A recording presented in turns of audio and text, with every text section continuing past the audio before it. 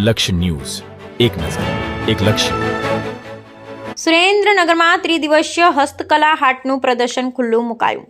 Rotary club Surendranagar અને અનુબંધ સંસ્થા દ્વારા યોજાયું પ્રદર્શન. નાયબ મુખ્ય દંડક જગદીશ મકવાણા અને સુરેન્દ્રનગર મહાનગરપાલિકાના કમિશનર નવનાથ ગવાણીના હસ્તે ખુલ્લું મૂકવામાં આવ્યું. આગામી 9 માર્ચ સુધી ચાલુ રહેશે આ પ્રદર્શન. જિલ્લાની વિવિધ વસ્તુઓના વેચાણ માટે યોગ્ય પ્લેટફોર્મ મળે અને આ જિલ્લાની પ્રખ્યાત વસ્તુઓ લોકો સુધી પહોંચે તે મુખ્ય ઉદ્દેશ્ય. સુરેન્દ્રનગર રોટરી ક્લબ અને અનુબંધ સંસ્થા દ્વારા સુરેન્દ્રનગર નવી એસપી સ્કૂલ ખાતે ત્રિદિવસીય હાટ પ્રદર્શનને નાયબ મુખ્ય દંડક જગદીશ મકવાણા, સુરેન્દ્રનગર મહાનગરપાલિકાના કમિશનર નવનાથ ગવાણીના હસ્તે ખુલ્લું મૂકવામાં આવ્યું, જેમાં રોટરી ક્લબ અને અનુબંધ સંસ્થાના સભ્યો ઉપસ્થિત રહ્યા હતા. સુરેન્દ્રનગર હસ્તકલા હાટ પ્રદર્શન, જેમાં પટોળા, ટાંગલિયા, કાપડ વણાટ, પ્લાસ્ટિક વણાટ, શાલ વણાટ, કંસારા કામ, બાંધણી, ખાદી અજરક, મોતીકામ, ગ્લાસ પેઇન્ટિંગ, હાથ ભરત, દોરીકામ, મોનેટેશ્રી, રમકડા, છાબ શણગાર, જ્વેલરી, પ્રાકૃતિક ખાદ્ય સામગ્રી, પથ્થરકામ, વેસ્ટ બેંગાલ, ભરત પ્રાકૃતિક સૌંદર્ય સામગ્રીનું પ્રદર્શન. આ કામ કરતા લોકોને પ્રોત્સાહન મળે અને તેમની કલા આગળ આવે તે માટે ત્રિદિવસીય પ્રદર્શન કરવામાં આવ્યું છે.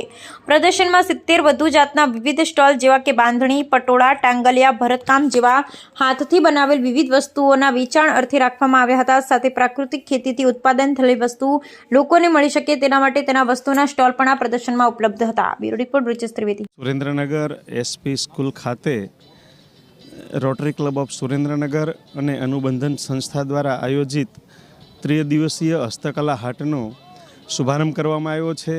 અહીંયા 3 દિવસ સુધી જે હાથથી બનાવેલી વસ્તુ, જે સુરેન્દ્રનગર જિલ્લાના જે હસ્તકલાના કારીગરો છે, કચ્છથી રાજકોટ એમ અલગ અલગ જિલ્લાઓમાંથી જે આ કલા સાથે જોડાયેલા કારીગરોએ સુરેન્દ્રનગર આવી અને 3 દિવસ સુધી જે પોતે હસ્તકલા હાટમાં પોતાનો સ્ટોલ રાખી અને પોતે બનાવેલી વસ્તુઓનું વેચાણ કરશે.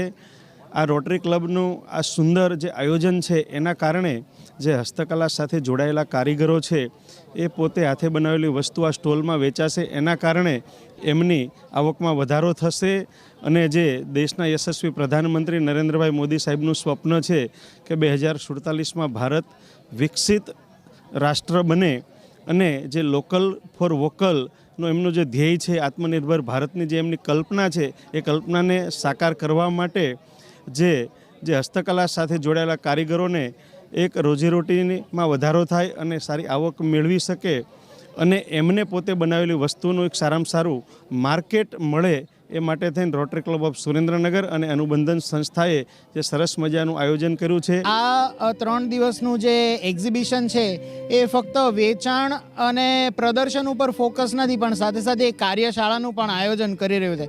અને સુરેન્દ્રનગરની 25 કરતાં વધુ કળાઓ, જેમાં ટાંગલિયા, બાંધણી, ભરતકામ, વણાટકામ, પટોળા, પથ્થરકામ એવા અને એ સાથે પ્રાકૃતિક ખેતી, મધ અને ઘરે બનાવેલા જુદા જુદા છાપકામ એવા 25 કરતાં પણ વધુ કળાઓનું આજે અહીંયા સમન્વય થયો છે.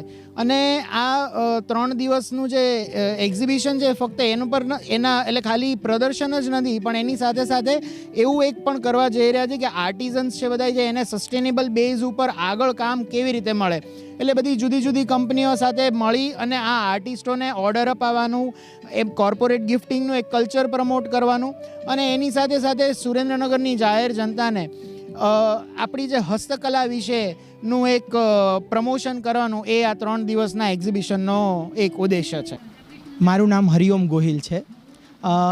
અહીંયા હું પ્રદર્શન નિહાળવા માટે આવ્યો છું. અહીંયા 70થી વધારે સ્ટોલ છે કે જ્યાં સુરેન્દ્રનગર જિલ્લાની વિવિધ કળાઓ, હસ્તકલાઓ જેવી કે બાંધણી, ટાંગલિયા, પટોળા વગેરેને ખૂબ સારી રીતે પ્રદર્શિત અને વેચાણ કરવામાં આવી રહ્યું છે. અને આપણે બધાએ ભેગા થઈને આ કલાકારોને પ્રોત્સાહન આપીએ અને આ કળાને જીવંત રાખીએ અને ખૂબ આગળ કલાકારો આગળ વધે એવી આપણા પ્રયત્નો કરવા જોઈએ. Thank you. કાર્યક્રમ બહુ જ અદ્ભુત છે, બહુ જ સરસ મજાનું એક્ઝિબિશન રહ્યું છે અને પ્રદર્શન પણ ખૂબ સારું છે. ખરેખર બહુ સરસ છે.